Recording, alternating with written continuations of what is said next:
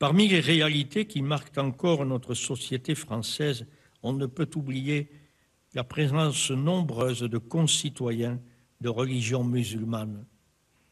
C'est une réalité maintenant ancienne dont les jeunes font l'expérience quotidienne dans leur vie scolaire ou associative.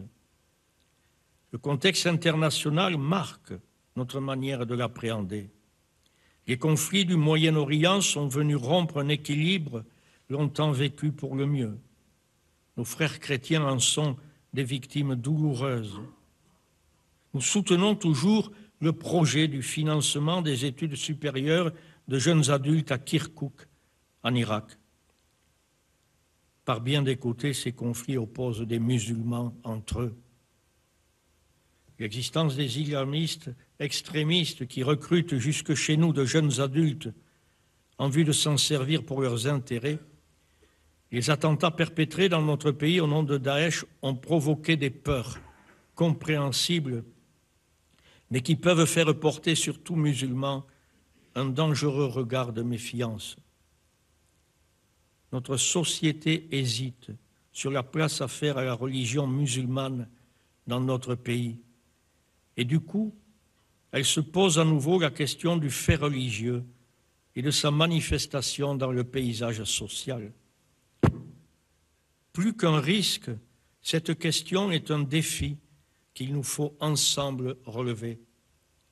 Il est nécessaire que du sein de la population française musulmane se lèvent des responsables qui aident leurs frères à inscrire la pratique de l'islam dans notre République et se démarquent de ceux qui distillent des enseignements fermés ou des pratiques communautaristes dangereuses pour le vivre ensemble.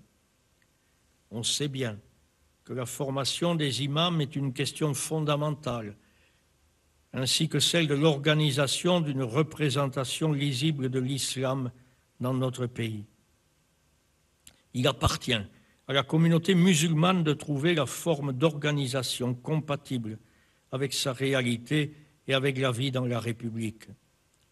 Mais d'autre part, il est nécessaire que le reste de la population s'engage dans la construction de relations citoyennes les meilleures possibles, apaisées et confiantes.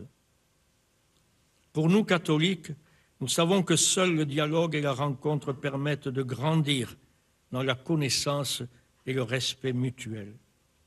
Les différences ne deviennent des richesses que lorsqu'elles se rencontrent et cherchent les voies d'une forme de communion, de respect et d'estime. On ne peut accepter l'idée d'une neutralisation progressive de l'espace public souhaitée par certains.